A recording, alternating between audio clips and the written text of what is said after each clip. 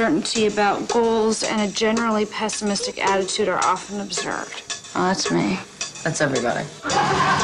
They had a spirit no one could crush. Get me out of this place! Get yourself out. An attitude no one could control. One step and I'll jam this in my aorta. Your aorta is in your chest. Good to know. And a bond Let's go. nobody could break. Winona Ryder, Angelina Jolie. Girl Interrupted. Rated R. We're back with another Deep Dive. I am your host, Jeff Galashaw at Unfinished B2. And with me, as always, is Andre Joseph of AJ Epics Productions. Subscribe, bitches. Please do. We need it. And if anybody wants to sponsor us, we're open for it, too. And we are taking a look at a movie from 1999. This one's a little more dramatic than we usually talk about.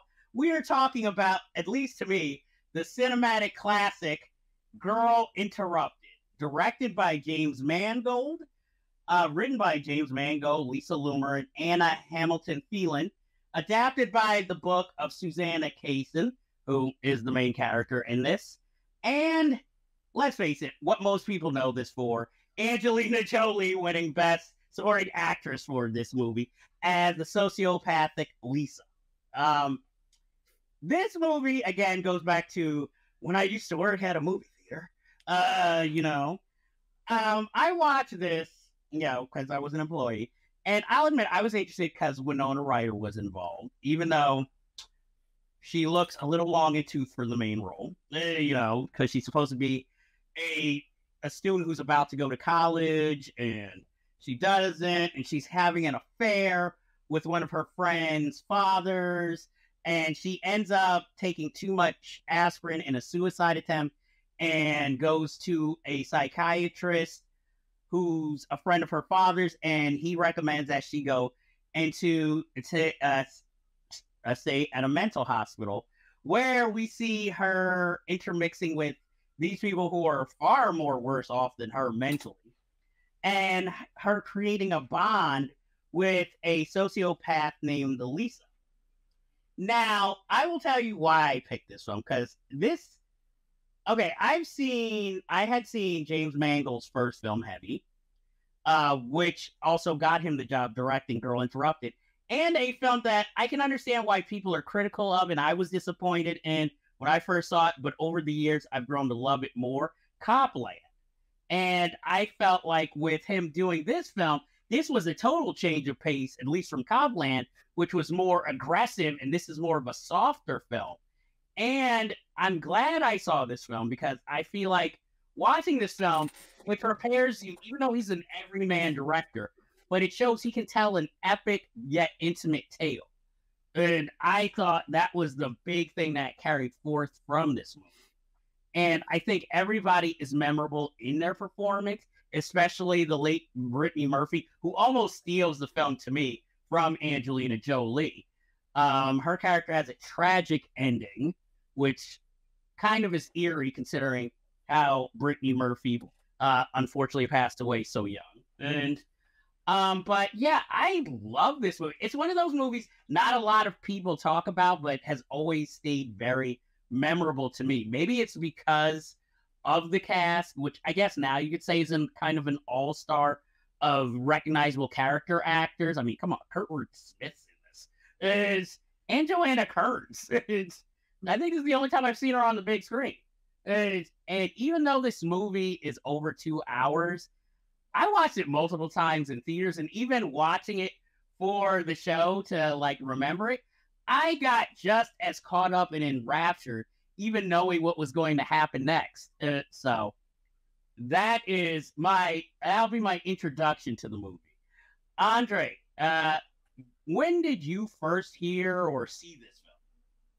I remember when it was advertised, and I remember a lot of the, the hype at that particular time was that this was like a vanity project for Winona Ryder, because she was the it star of that moment. Angelina Jolie was on her way up, but she wasn't there just yet.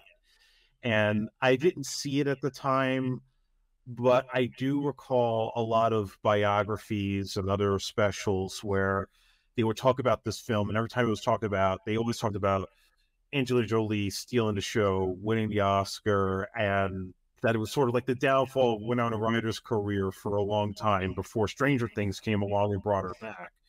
So that was kind of like the weirdest thing about it. I had not seen the movie up until recently when you picked it as a deep dive. And I guess the thing that stood out to me was this was kind of like the female version of School Ties. And what I mean by that is you have all of these actresses before they actually became kind of a big deal later on. So obviously, like I said, you have Winona Ryder, who was already known. Angela Jolie was on her way up. Brittany Murphy had only done Clueless, and she had other movies, like some TV movies and things like that, but she was just on the verge of breaking out when she was in that film. You had Elizabeth Moss playing the burn victim girl when nobody knew who she was. Mad Men hadn't even come along yet.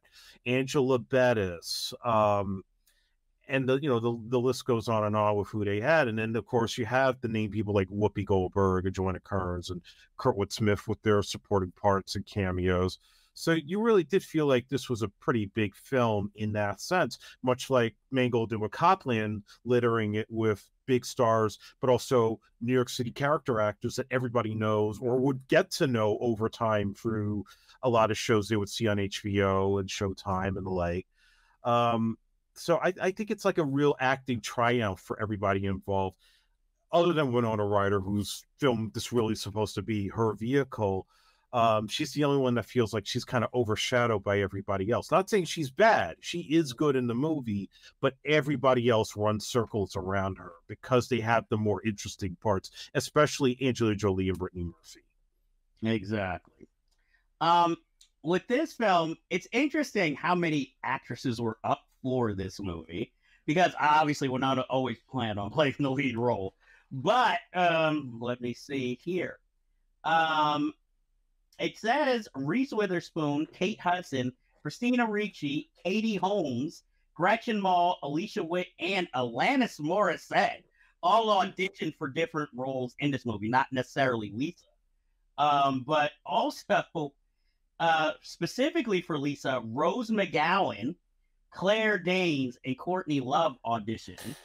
I feel like Courtney Love would have been too obvious.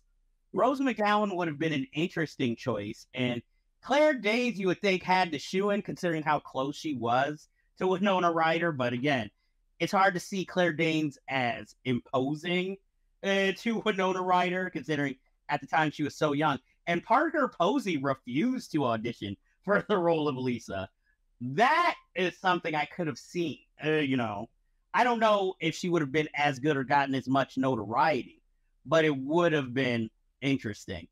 You should have done Scream 3. Huh? What? She had to Scream 3 instead. That's a whole conversation. The one with the explosions. Hey, some could say she chose the better. She was more immortalized with that movie, especially with a huge gay following for her acting in that movie. Angelina Jolie just gets a gay following no matter what. Speaking of which, I'm surprised more people don't talk about this movie, because there are plenty of lines you could see being yelled at a midnight movie. 76 miles is the perfect weight. Get that out of my face, asshole. And, stuff like that, because, I mean, come on, the ice cream shop scene is harrowing, but also hilarious in the same breath. When the friend's mother, who husband she slept with, confronts her. Then we have the first time I've ever noticed this watching the film, the editing in the beginning, how each scene leads to a flashback that kind of is all in her head, which kind of showcases Winona Ryder's character's mental state, and as throughout the movie, as she gets better, there's less of it. I like that little detail.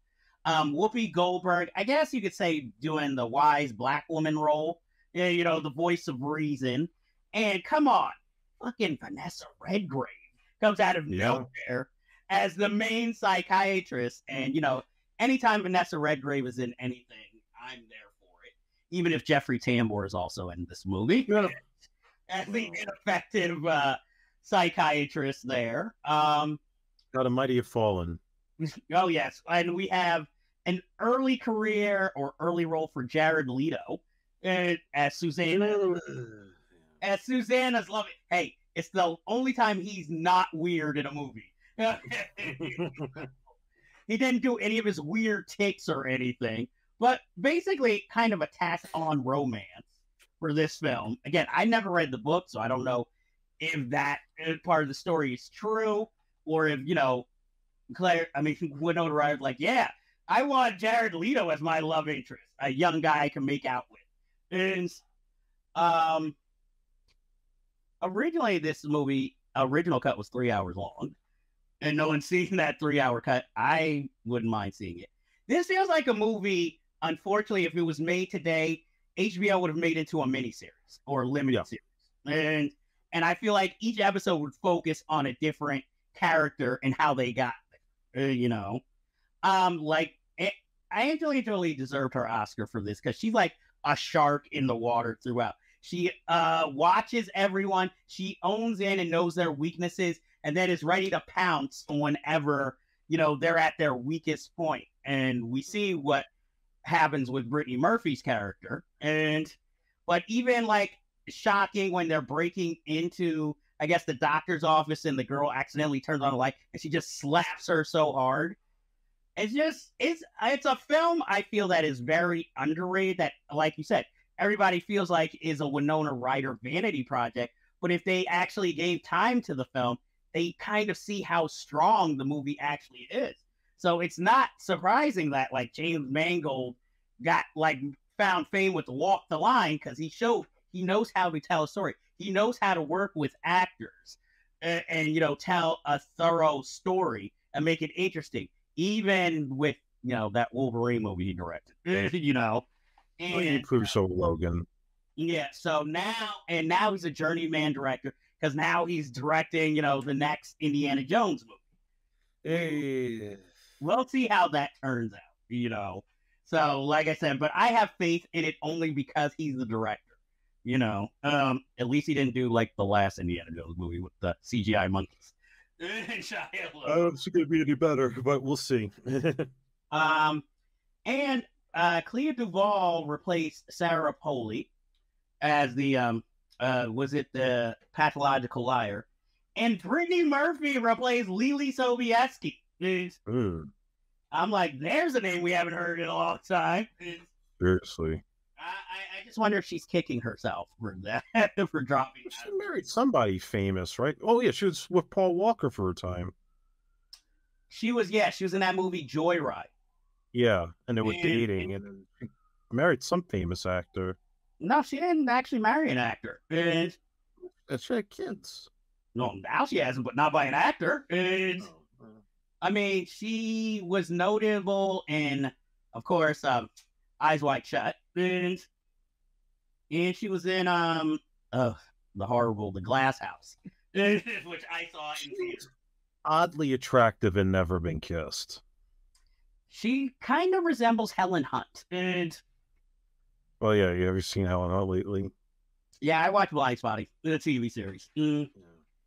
But yeah, Lily Sobieski is one of those people who they had perched up to be the next big thing, but she never quite found that defining role, other than, like you said, supporting and Never Been Kissed. But I'm like, there's 20 people in Never Been Kissed who went on to bigger and better things, you know. And I think it was the first time I saw John C. Reilly in a comedic role.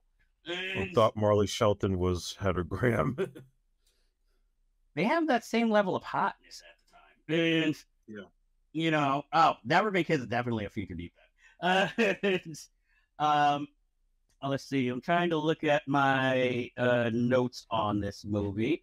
And like I said, I can talk about this movie all day, but I want to get to all the facts.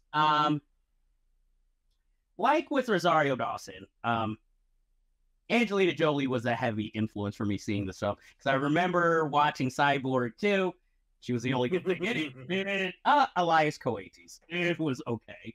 And I remember Hackers. She was one of the main reasons I saw that. That was my introduction to her, was Hackers. She couldn't convince me to watch Playing God with David Duchovny and what was the other guy's name? Oh, Timothy Hutton. Yeah. I liked her. And the worst thing was they finally cast her in the right role as a femme fatale in that movie. And then she was in that HBO movie Gia. Yep. I was won an Emmy for. Yes, she did. So, that was really her first, for me, big starring role. And then this, so she was like having quite a year. And just to think that then next, she was with Kate Blanchett in Pushing 10. And that movie didn't really do anything. And, but I digress. Like I said, I just really like the film. And it showed like even one character, the only reason she's there is because she's a lesbian. She doesn't really have any mental problems. Like I said, I really, really love this movie. It's, again, not the best Winona Ryder movie, but I really like the movie overall and what she put together, because it's better than the other movies she produced, Boys and How to Make an American Quilt. It is it's also probably the most, I would say, general blockbuster audience movie she made within that time. But yeah, I think she should really be proud of this movie, as the whole cast should be, because this is just one of those movies I wish more people talked about. When they remember why they like Angelina Jolie. I mean, most people now talk about Salt. It's like, hey, before Salt, when she was a dramatic actress, does anybody remember this movie? It's like people do forget she won an Oscar. Which, I can see why, because now she's more noted for who she was married to, who she has kids with. Who her daughter is. Yeah, and, I mean, she was in the bad Marvel movie. Or, let's see, and she's really, and I guess her kind of charitable kind of films that she directs, that nobody wants to go see. But then she'll act in, like I said, Things We Lost in the Fire and Salt. And, somewhere Jennifer Lopez is cursing her out for taking all the good action roles. Just waiting for her to do a George Clooney movie. She's not going to do a George Clooney.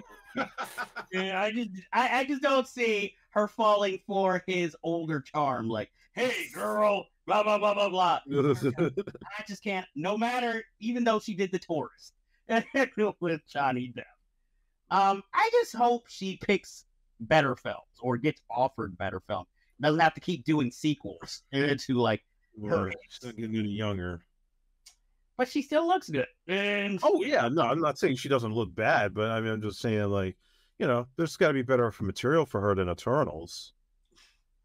I think she was just looking for something where she didn't have to do too much and it was a guaranteed hit.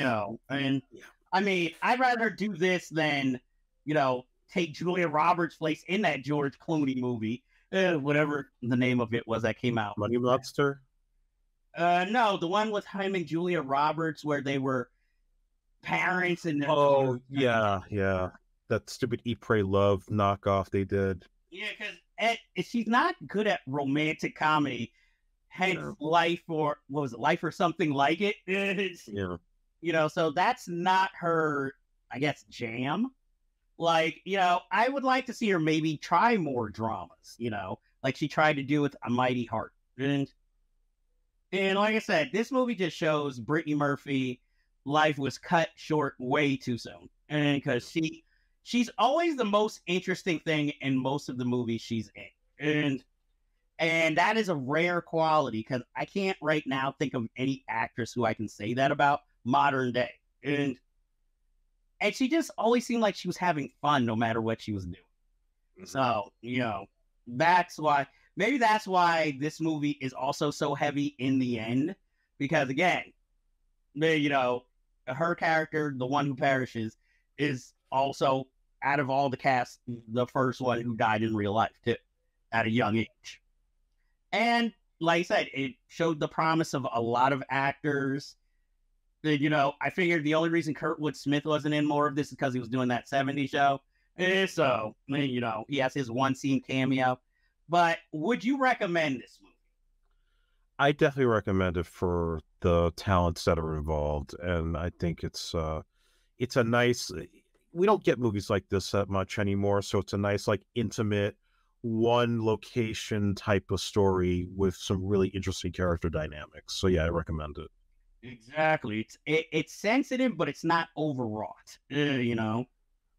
So, and I obviously recommend it. So that ends. Do you have any final words about the movie?